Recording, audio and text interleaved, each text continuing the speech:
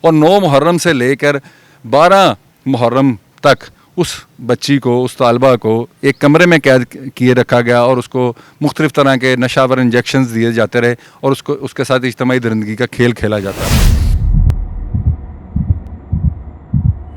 السلام علیکم خواتین و حضرات، میرا نام ہے سلیم کیس اور آپ دیکھ رہے ہو ہیلو پاکستان۔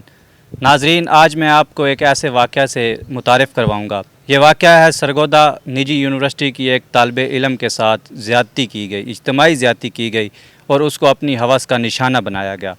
تو اس کے اصل حقائق کیا ہیں، اس کے پیچھے کیا مکمل سٹوری ہے، یہ آج آپ کو ہم دکھائیں گے اور بتائیں گے۔ ہمارے ساتھ اس وقت موجود سینئر صحافی سلیمان معظم صاحب ہیں، ان سے ہم اس کے حقائق جانیں گے اور اس کی مکمل تفصیلات آپ کے سامنے رکھیں گے۔ السلام علیکم سر۔ وعلیکم السلام۔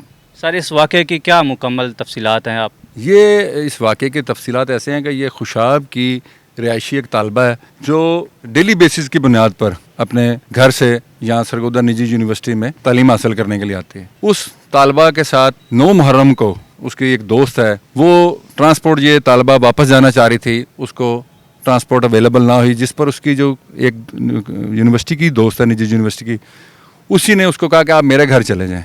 وہ اس کے ٹرسٹ پہ، اعتماد پہ اس کے گھر چلی جاتی ہے۔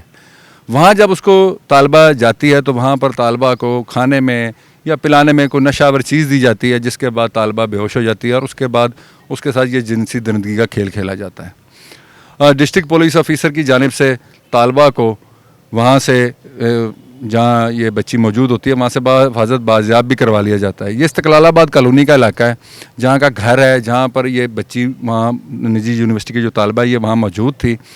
اور جب طالبہ کو وہاں سے حفاظت بازیاب کروا لیا جاتا ہے تو اس جو طالبہ اس کی جانب سے ہولناک جو انکشافات کیے جاتے ہیں، بتایا جاتا ہے کہ میں تو اپنے دوست کے ٹرسٹ پہ اس کے گھر آئی تھی کیونکہ 9 محرم والے دن مجھے ٹرانسپورٹ نہیں مل رہی تھی، اور 9 محرم سے لے کر 12 محرم تک اس بچی کو، اس طالبہ کو ایک کمرے میں قید کیے رکھا گیا اور اس کو مختلف طرح کے نشاور انجیکشنز دیے جاتے رہے اور اس کے ساتھ اجتماعی درندگی کا کھیل کھیلا جاتا رہا۔ اس کی جانب سے یہ بھی بتایا گیا کہ میرے پاس جو چیزیں تھیں، جن میں کچھ گولڈ کی چوڑیاں تھیں، لاکٹ تھے، وہ بھی پھر پولیس نے جب اس بچی کو بازیاب کرایا تو وہاں سے پولیس نے وہ برآمد کرایا اور ان کے جو ورثہ تھے ان کے حوالے کیے۔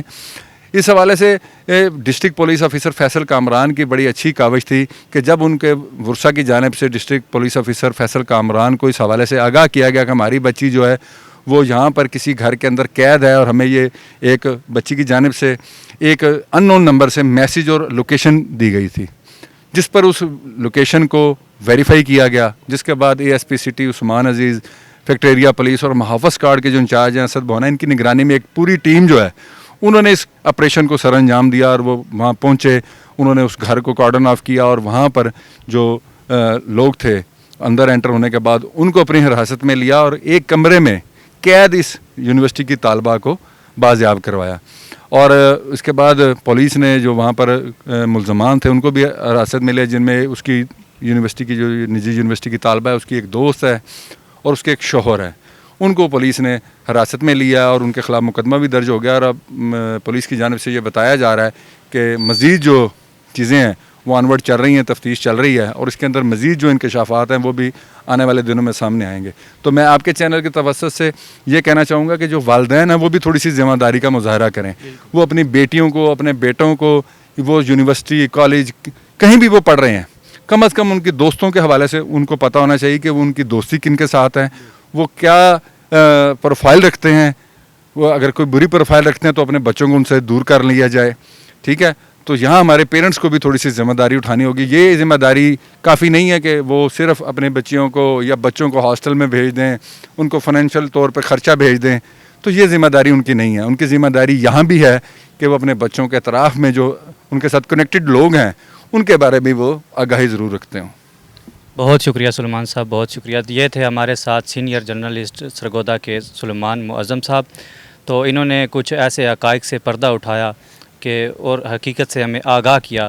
تو میں بھی تمام ناظرین سے یہی ریکویسٹ کروں گا، آپ سے گزارش ہے کہ پلیز آپ بھی اپنے بچوں کو جہاں وہ جس کے ساتھ رہتے ہیں یا جس کے ساتھ اس کی دوستی ہے ان پہ آپ خصوصی نظر رکھیں کہ وہ کس کیٹیگری کے ہیں اور وہ کہاں سے بلونگ رکھتے ہیں، ان کا کیسے رہن سہن ہے، ان کو فوکس کرنا چاہیے اور اس سے آپ کے اور ہمارے معاشرے میں سدھار پیدا ہو سکتا ہے. ایسے واقعات بہت کم ہونے کے چانسز ہے. ملتے ہیں اسی طرح کی اچھی نیکسٹ ویڈیو میں. تب تک کے لیے اپنا بہت سارا خیال رکھیے گا، اپنی دعا میں یاد رکھیے گا. چینل کو لازمی سبسکرائب کیجیے گا. اللہ حافظ. Thanks for watching.